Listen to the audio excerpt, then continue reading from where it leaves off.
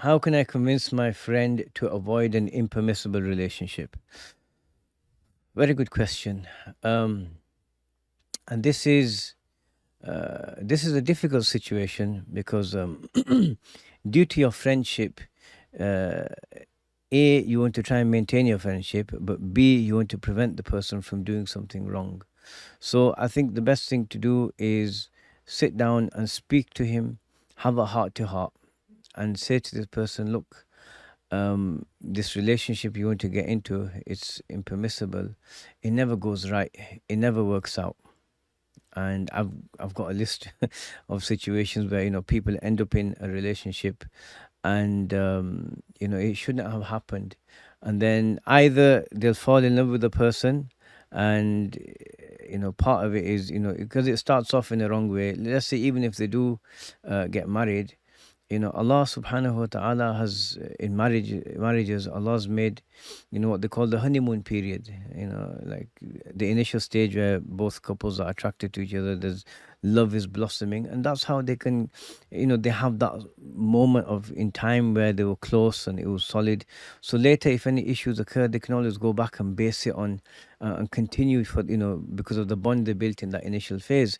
If someone's been seeing someone, being intimate with them outside of marriage and these sorts of things, if they do get married, they don't have that same phase. It's not the same, and it can they don't have something as solid to rely on. You could say, well, they had that relationship before, yeah, but it's not the same when you're living with someone, and the humanity comes out, their faults. They might leave the socks on the sofa or things like this. And if that intense love, which isn't there because they've had that phase earlier, it's not there, they find it more difficult to overlook these things. So that's one thing. Or secondly, Allah might not decree for them to get married in the long term, and uh,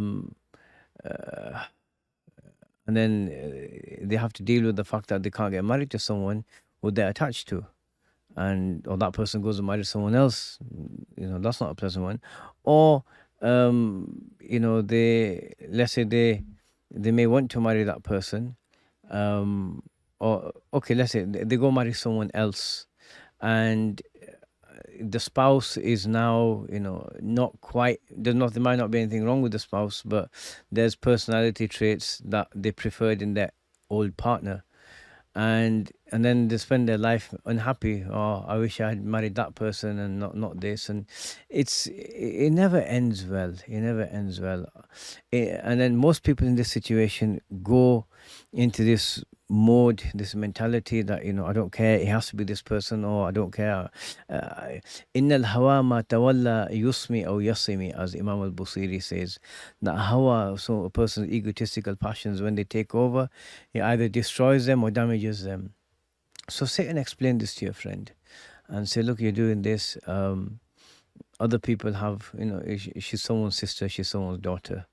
Maybe one day you'll have daughters. How would you like it if your deed came back to you and you were tested with it in that way? So it's something, and advise the person once, twice, 3 times. Just keep advising the person, and if the person just refuses, then just a bit of distance. Don't cut them off, but a bit of distance, and say, look, I want what's best for you. And the thing is that initially no one's expected to say, all right, it's over, I don't want to know you, you're this or you're that. No, but initially, if when you can advise, you do so, and you do it in an effective way.